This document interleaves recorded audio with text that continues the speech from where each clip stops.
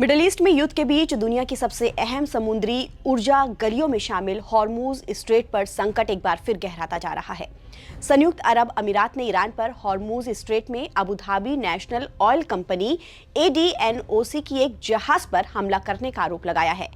बता दें कि ADNOC दुनिया के सबसे बड़े ऊर्जा उत्पादकों में से एक है और अंतर्राष्ट्रीय बाजारों में कच्चा तेल, प्राकृतिक गैस और परिष्कृत उत्पादों का निर्यात करता है। बताया जा रहा है कि एक हफ्ते से भी कम वक्त में UAE के जहाज पर हुआ ये तीसरा हमला है।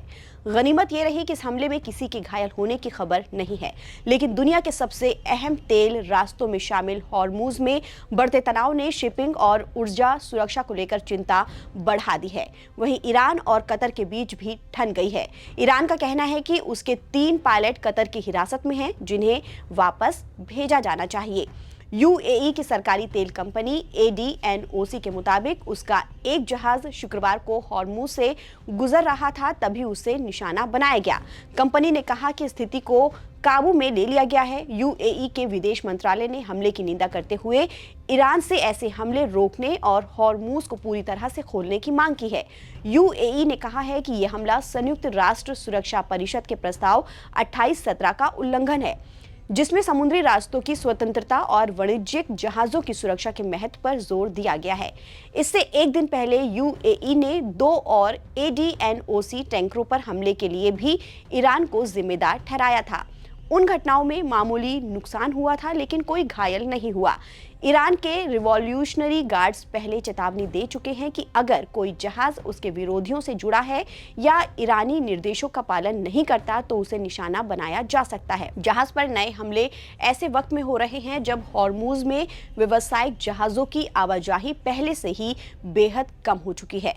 आपको बता दें कि मिडल ईस्ट में युद्ध से पहले दुनिया के करीब 20% तेल की आवाजाही इसी रास्ते से होती थी और अब ईरान इसे अमेरिकी शर्तों पर पूरी तरह से बंद रखने की बात कर रहा है, जबकि ट्रंप प्रशासन का दावा है कि वो इलाके में अपनी नौसैनिक बंदी लंबे समय तक जारी रख सकता है। आपको याद दिला दें कि 28 फरवरी को अमेरिका, इजराइल और ईरान के बीच युद्ध शुरू होने के बाद से हॉर्मुज स्ट्रेट से होने वाली जो शिपिंग है वो बार बार बाधित हो रही है, जिससे माल ढुलाई दरें बढ़ गई हैं और ऊर्जा निर्यात के लिए जोखिम भी बढ़ गया है। इसी बीच ईरान ने दावा किया है कि उसके 3 पायलट 6 महीने से कतर की हिरासत में हैं। ईरानी सेना के जनरल मोहम्मद बागेर जादेह के मुताबिक मार्च में Su-24 विमान गिरने के बाद तीनों पायलट जिंदा पकड़े गए थे और उन्हें परिवार से संपर्क करने की इजाजत नहीं मिली। हालांकि कतर ने इस दावे को पूरी तरह से खारिज कर दिया है। कतर के विदेश मंत्रालय के प्रवक्ता माजिद अल अंसारी ने कहा है कि ईरानी पायलटों को हिरासत में रखे जाने की बात बिल्कुल गलत है। कतर के मुताबिक पायलटों ने उसके हवाई क्षेत्र का उल्लंघन किया था और संपर्क की कोशिशों का जवाब नहीं दिया था।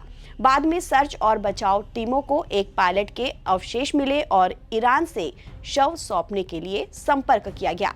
फिलहाल हॉर्मुज स्ट्रेट पर बढ़ता तनाव सिर्फ खाड़ी क्षेत्र की सुरक्षा का मुद्दा नहीं है, बल्कि इसका असर वैश्विक ऊर्जा आपूर्ति और अंतर्राष्ट्रीय शिपिंग पर भी पड़ सकता है। ईरान, UAE और कतर के बीच बढ़ते विवाद के बीच अब पूरी दुनिया की नजर इस रणनीतिक समुद्री रास्ते पर टिकी है कि अब आगे क्या होने वाला है। ताज़ा अपडेट के लिए आप बने रहिए नवभारत टाइम्स के साथ। नमस्कार।